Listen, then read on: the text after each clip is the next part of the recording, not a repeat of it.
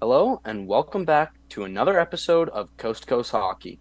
Today, we're going to be doing a deep dive into everything to do with the Arizona Coyotes. My name's Cameron. I'm Noel. And I'm Nick. Let's run it.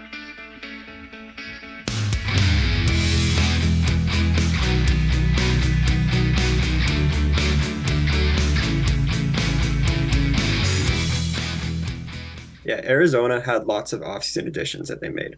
Logan Cooley signed his ELC, so he'll be looking to crack the lineup. Troy Stetcher, Nick Bukestad's back after his stint in Edmonton, and then Sean Durzi, Matt Dumba, Jason Zucker, and Alexander Kerfoot will all be brought up later in the video. Now, on the side of the subtractions, you see some depth pieces leave the team, such as Christian Fischer, Laurent Dauphin, Zach Cassian, Brett Ritchie. These are all guys that sort of were filtering through the bottom of the lineup already, so these are not as big of subtractions as we've seen on the addition side.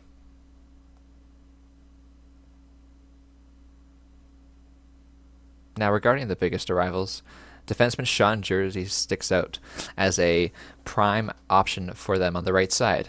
He is also on an RFA end to his contract. Therefore, if he has a great year in Arizona, they could retain him and possibly find him in the future of the Arizona Coyotes. He's only 24 at this point. He's a right shot defenseman, 6 foot, almost 200 pounds, and he had a great year with the LA Kings. But the LA Kings are pretty cap strapped, so they had to move on from somebody, and they chose Sean Jersey.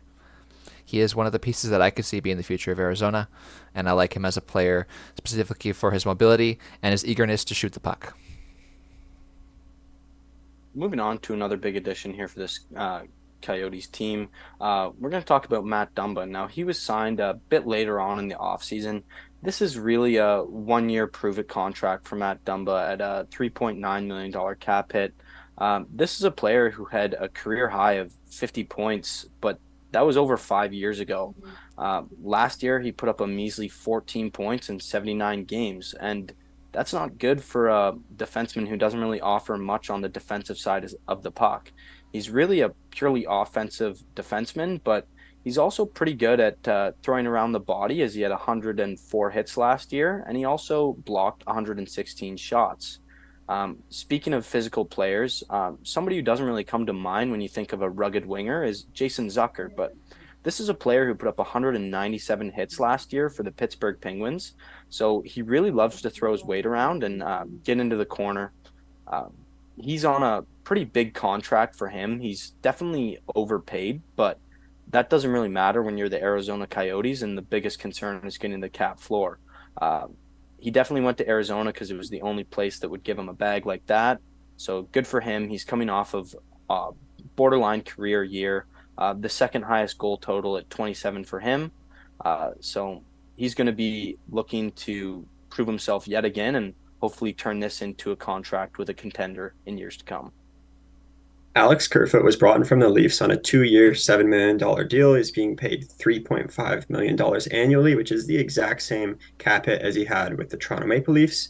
Somewhat of a smaller guy at 5'11", 186 pounds, and he provides a Swiss Army knife utility for the Arizona Coyotes. He can play anywhere in the lineup, can play center, can play on the wing, can play on the top six, can play in the bottom six. He really did it all for Toronto and can provide that for Arizona as well. He had a career year 2 years ago with 51 points through 82 games, but he kind of regressed last season with only 32 points. And he was somewhat of a whipping boy for the Toronto media. I know they latch on to players that they don't like, and he's felt some of that heat from the media. So maybe playing in Arizona, he'll remove some of that pressure and be able to really show his true potential. Great point. Moving on to our future outlook here. The future is bright in Arizona with Logan Cooley heading up that prospect pool. He's an absolute stud. Nick's going to get into him a bit more shortly. Another player who's absolutely dynamic here is Dylan Gunther. He starred for the World Juniors, Canada at the World Juniors. DMITRI Simashev was an off-the-board pick, but he's a hulking defenseman. Connor Geeky, first-round pick in 2021, and Daniil, who was also a high draft pick this last season. And just look at the draft capital that the Coyotes have been able to acquire for the next three drafts. They have 20 picks. in the first 3 rounds of the next 3 drafts, including 10 second rounders. And we've seen how important second rounders can be. I think Jason Robertson, Sebastian Au, and they're just among plenty of second rounders that have turned into superstars in the league. So they're looking to hit with some of those, as well as the first round picks and just all their picks later in the rounds. They're hoping to add some prospects to their already stacked core. Yeah, and if this forward Just core does take the realm and sort of carry this team towards closer to a playoff spot, maybe one of those picks that's sort of an extra gets put out for a defenseman, which we'll talk about later. 100%. I was going to say, I think there's pretty much no world in which they can make all those picks. Some of those picks are probably going to be moved out for some good young players, which, speaking Nice of segment. which, we got our prospect spotlight, which Nick is going to get into us for us. Absolutely. So the prospect spotlight for the Arizona Coyotes is a great spotlight. Logan Cooley, Dylan Guenther, and DMITRI Simashev are three of the brightest prospects in the National Hockey League. Logan Cooley is an amazing forward that played in college last year as a freshman, and he put up some crazy numbers for a freshman. 22 goals, 38 assists, as you see there.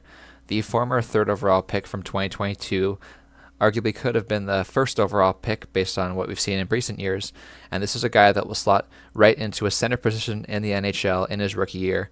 I can see him doing what Matt Beniers did in Seattle.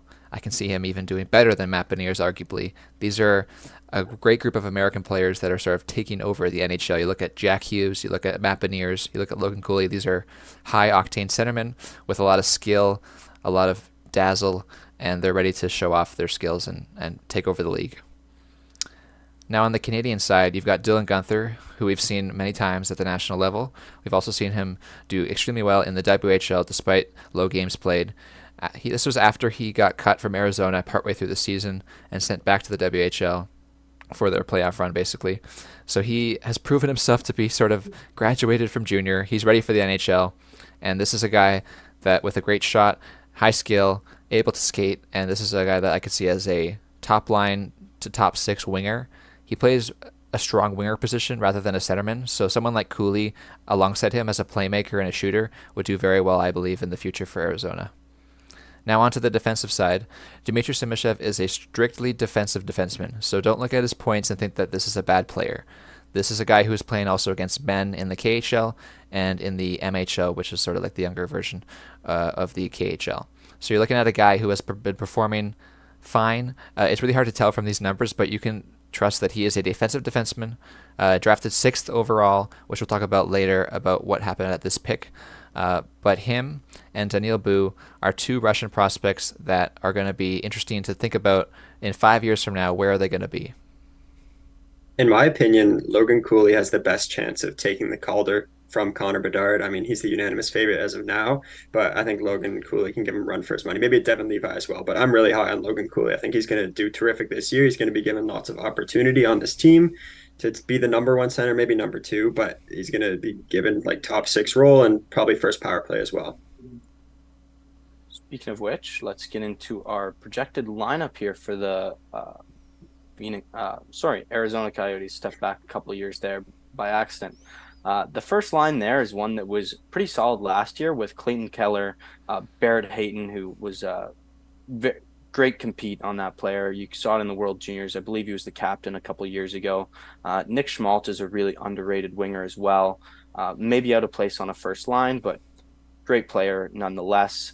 That second line with Matthias Michelli, Logan Cooley, and Jason Zucker, honestly, a very solid second line. And you're surrounding Logan Cooley with guys who can play immediately, which will only pay dividends in the future for him. Again, with that third line, you're kind of sprinkling in some young players with some experience. You got Lawson Krause on the left wing, Alex Kerfoot down the center, and Dylan Guenther on the right wing. I'm a huge fan of Lawson Krause. I think last year he had an incredible year, put up a great number of points as well as bringing the physical aspect of the game. And then that fourth line too, Jack McBain's a guy who played for Team Canada at the Olympics, performed pretty well there. Super physical player who again has some offensive upside with Nick Bjugstad and Travis Boyd, who are both great veterans and are definitely not out of place in NHL bottom six. And honestly, it's a very well-rounded offensive group here. Some of the extras here are Liam O'Brien, who's a bit of a goon, one of the last ones remaining in the NHL. 114 penalty minutes in 56 games last year is an impressive feat. And then we got Michael Carcone, who won a gold medal with Canada this past summer at the World Championship. He had 3 goals and 3 assists in 10 games. Zachary Stanford is another journeyman who's been in Ottawa. He's been in Nashville. So he could play some games if there's injuries. And then just to mention, Ryan Dzingel is a guy who's on a PTO with this team. Don't know if he'll make it. It's a pretty deep offensive group, but good to see a player like that get another crack at the NHL. Now onto the defense core. You're looking at a mix of young and old. You've got J.J. Moser, who pretty much just sprung onto the map without anybody noticing and put up some underrated point values for the Arizona Coyotes. He is a right shot idea of an offensive quarterback in the sense, so it's curious that he plays the left side, but he's going to be a great piece for them. You've also got some more right-handed players in Sean Jersey, Matt Dumba, and Victor Sarastrom. So I can see all of those players start cycling around. I really hope that Victor Sarastrom finds his groove this year. This guy was a high pick in recent years, and this guy is sort of another European, smaller defenseman that wants to be able to fit in and sort of make those mistakes without being canned or sent to the AHL. So I can see his offense coming through if he's given the chance. Bringing it down the left side, you've got Juuso Valimaki coming over from Calgary. This is a guy who is sort of also looking to find his groove as an offensive defenseman. There's a pretty strong sentiment here that all these defensemen want to play offense. So it'll be interesting to see how they can play behind their center ice line and behind their blue line. So I'm actually curious to see if this defense core holds Arizona back from their future as a team. Regardless if they're in a rebuild or not at this point, you've got Troy Stetcher and Josh Brown to help out the younger guys. Troy Stetcher and Josh Brown used to be regulars in the NHL last year, and now we're looking at Arizona extras. So that's interesting to think about as well. Finally, talking about their goalies, we have Kirill Vejmelka, who honestly had some great starts for Arizona last year. He severely underrated, and he stole some wins for them last year. He kind of played them out of a better draft spot. Connor Ingram also had some quality starts as a backup, but then there's Ivan Prevetsov. He got some games at the end of last year, and is looked as somewhat as an up and coming goalie. He could be the goalie of the future. We'll see how it pans out, but solid goaltending tandem here with some good depth. All right, moving on from the lineup to our 2023-24 storylines for the Arizona Coyotes. The biggest one is obvious. It's the arena. It's the rumors of relocation. They've been around basically since the team moved to Phoenix or Arizona. It's kind of a drawn out storyline, but at the same time, it's the biggest thing in the forefront of this team. So just a little bit of a rundown for those who might not be aware. The team is currently looking to buy land near Mesa or Mesa. I'm not exactly sure how to pronounce that city in Arizona, but this is after the deal for Tempe fell through due to a vote in May where the residents decided they did not want the Coyotes in their community. They've struggled to find a home since they've moved to this state. So It's kind of a tough look to have residents of the city that you're playing in or the cities of your state vote not to have professional sports team that's been around for a while play in their city. But I have something of a somewhat a hot take when it comes to Mullet Arena. I know it's probably not the best financially for the league or the team, but I think it is great for growing the sport. Sure, it only fits what 6,000 people, but having a student section from ASU, it's a big college in the States, and it draws a lot of students from all over that may not have that hockey interest. Having a professional sports team play right on campus in Mullet Arena where the Sun Devils play, the atmosphere in there is absolutely electric, and the student section they're getting on the board of this Arizona Coyotes team. They're following hockey more, paying attention to it more, and it's just great for the growth of the game to access that demographic that may not be as exposed to hockey as normal. That's a great point, Noel. Looking at longtime hockey fans, you're looking at someone who you want someone to be a lifelong hockey fan. You want to start them when they're younger. So if this is an idea to get new college kids who maybe aren't so focused on ice hockey, maybe they're huge football fans in America or whatever other sport they're interested in, getting them onto the ice hockey hype is a great idea for this team, despite the financial burden that the league is facing because of this potentially. Do feel bad for the players though having to play in I would say subpar conditions like the I've seen pictures of the opposing team's locker room and like the walkout. It's pretty pathetic for an NHL team to have that, but you got to look on the bright side and make good of a tough situation. So I'm not quite against the Mullet Arena, at least for a temporary solution. Definitely not a permanent.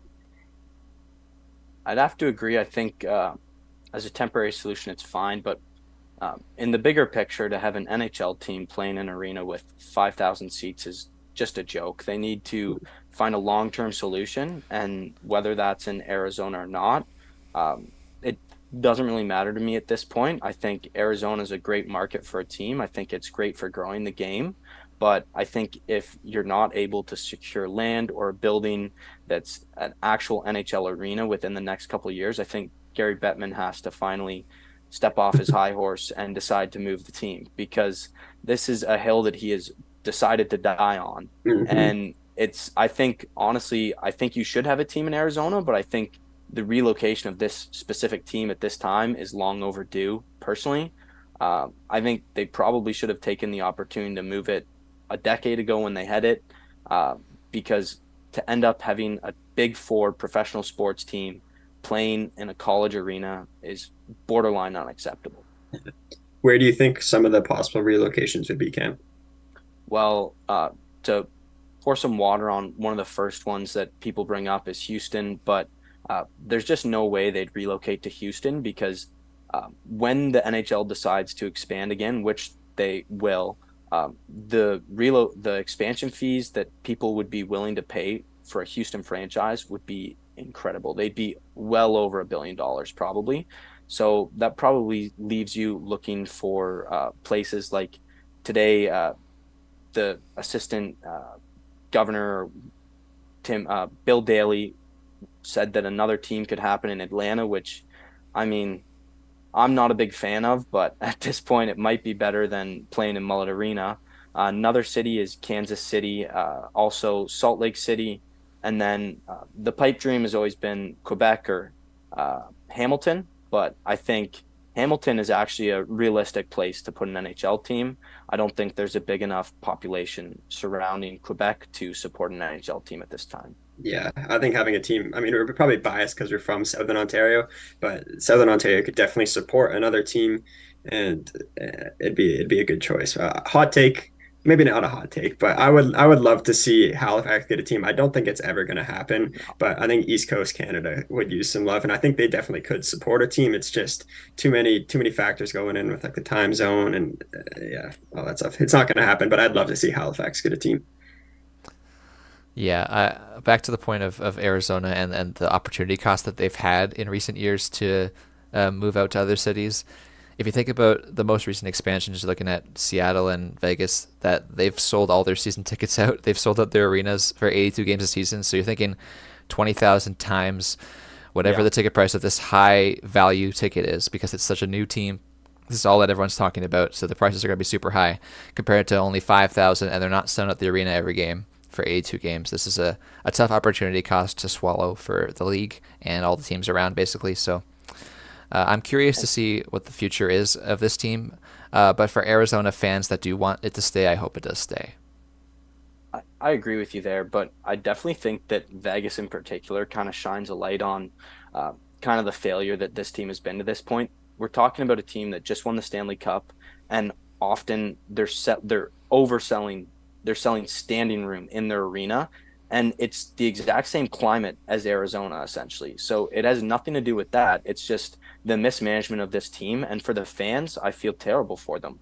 But it's just unfortunate that management at the highest level with the owner and whatnot has been unable to make this work.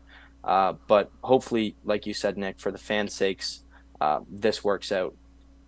Moving on to our next storyline, we've got kind of a controversial topic here, because the Arizona Coyotes selected two Russian players in the first round of the previous NHL draft, neither of which were Matvei Michkov. I remember watching the draft and my jaw just dropping to the floor when they announced a Russian player, DMITRI Simashev, and they picked him before Matvei Michkov. who was a lot of people argue the second best player in that draft. There could have been something there with Michkov not wanting to go to Arizona. They probably did interviews with him, but I do agree. From an outside perspective, it's just so confusing. And it was an off the board pick, Simashev. I remember watching. I was like, "Who?" I had never heard of this guy. No knock against him. They were looking for a defense, I guess, and they got their guy. But you feel like they could have waited a bit and drafted him with their second pick or traded down, or really done plenty of other options to get these players that they were obviously very high on. Yeah, and I can provide some insight as to where this might come from. So Arizona is a place that a lot of people go, and their career ends there. Unfortunately, a lot of prospects have a lot more autonomy now than they have ever had before. I think back to something like Blake Wheeler getting drafted by the Phoenix Coyotes at the time, refusing to sign with them, and then signing with Boston. This is something that has not been foreign to sort of poor slash underwhelming teams in the past. So I could see someone like Matvei Michkov, with all the power that he has, being such a great player and all the risk and the factors that are out of our control and behind closed doors, that could have influenced why he fell all the way to Philly. We don't know the answer to that question really, but I'd assume once it becomes even a minor risk, somebody like Bill Armstrong is going to just say, I'm going to pick someone who wants to be here. I'm going to pick someone who wants to play for the Arizona Coyotes and don that jersey. So, and further to that, with Daniil Boo and DMITRI SIMASHEV, you can see on the screen, they're both wearing the same jersey. They're friends, and they've been on the same team for the past couple of years, which is a great story because I was watching the draft live with Colby Armstrong and Eilish Forfar on YouTube, and they were talking about, with DMITRI SIMASHEV actually as an interview. So they were interviewing him at the time that Daniil Boo was surprisingly selected, and DMITRI SIMASHEV was ecstatic. He was so happy to see his best friend be selected by the same team for him so they can both play pro hockey together. This is somebody that he can come across the pond with, and they can live together, and they can learn the English language better, and they can become teammates with the Arizona Coyotes and be the future of the team as well. Yeah, that sure is a touching story, but we'll see if it backfires on him. It's yet to be seen. Only the future will tell. It's very risky. That's the title there, Russian roulette. But uh, just to get in more to Daniil Boo, this is a guy who's 6'5", 203 pounds. So much like Simashev, both hulking players. Yotes. Yeah, exactly. And it's so they kind of went counter to two trends in the NHL in the last draft, which was they drafted big guys and Russian players, which are things that a lot of NHL GMs not that they've been staying away from big players, but you've seen a lot of GMs prioritizing skill over size, and you have to wonder if maybe Vegas winning the cup with such a huge roster had anything to do with that. And then additionally, like you said, Nick, the fact that they're friends reminds me a lot of the Uri Slavkovsky and Philip Machar story from the previous draft, where they were able to draft two fellow countrymen who are friends. So it's a great story. Moving on to our final storyline here, absolute headline, Jan Yannick trade request.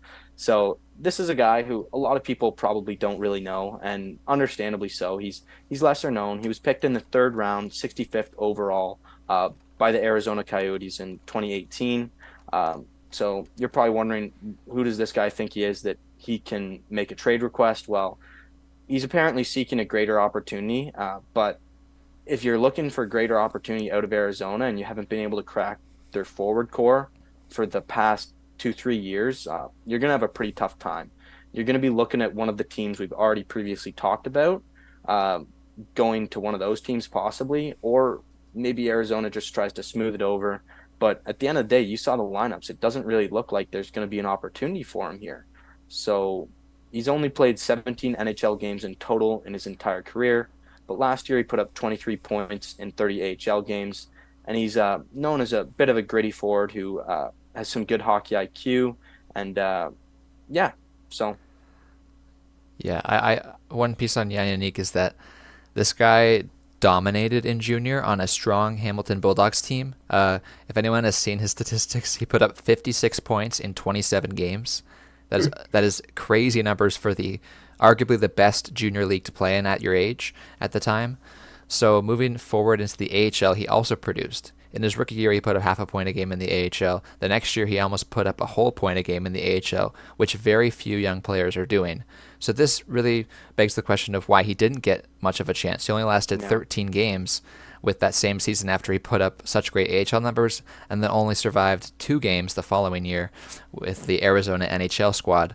So this reminds me of Adam Mascarin and the Dallas Stars, where Adam Mascarin is still on their reserve list, but he's now playing in Europe because of his basically like request of I want to play in the NHL or I don't really want to play in at all here. So I could see Yannick maybe taking his way back to Europe if he doesn't get what he wants because of his production. Yeah, that makes sense.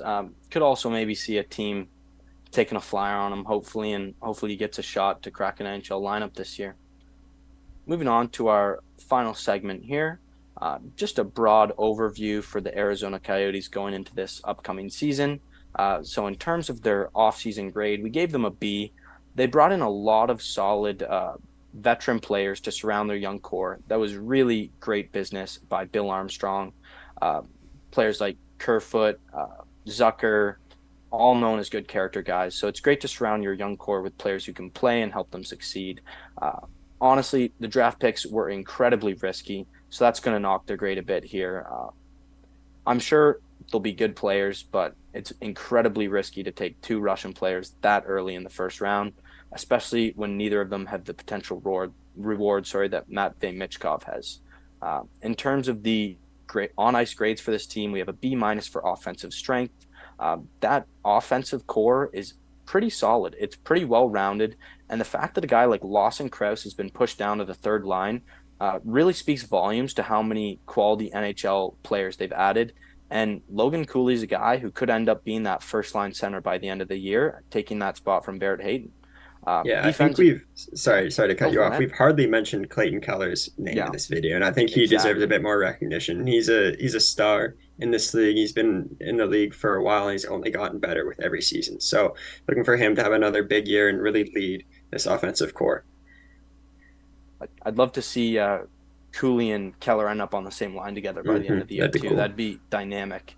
It'd be hard to tell them apart between Michelli, Keller, Cooley, and Hayton, all left shot, skilled, smaller players that are going to be putting pucks in the net. That's for sure. Yeah.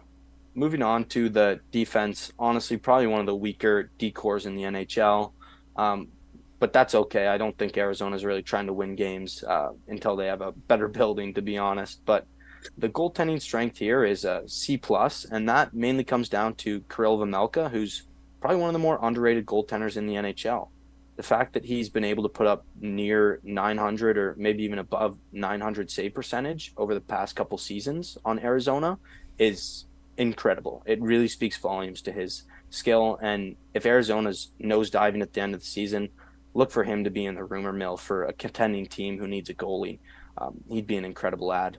In terms of the future outlook, A minus. This team is going to be super fun to watch this year and for many years to come with the names we've said: Keller, Cooley, Gunther, all those players. Add Dursey to the mix now. It's going to be a super fun team to watch. It seems like GM Bill Armstrong wants this team to be able to compete a bit more, wants them to win some games. So, in terms of our projected Western Conference standings, we have them seventh in the wild card race, which may be a bit above from last year's and last power rankings that people have done for previous seasons. Look for them to take another step this year and build on some good seasons from the young players last year. And they've surrounded those young players with better forwards. So looking for some offense from these guys to really score some goals. So, in terms of the overall rankings for the Arizona Coyotes, Nick had them finishing 25th, Noel had them finishing 26th, and I had them finishing 27th for an aggregate ranking of 27th overall. That's why they're sixth in this series. Um, like we said, hope that things work out for Arizona Coyotes fans here. Thank you so much for watching. Always a pleasure. We'll see you in the next video. Make sure to like, comment, and subscribe.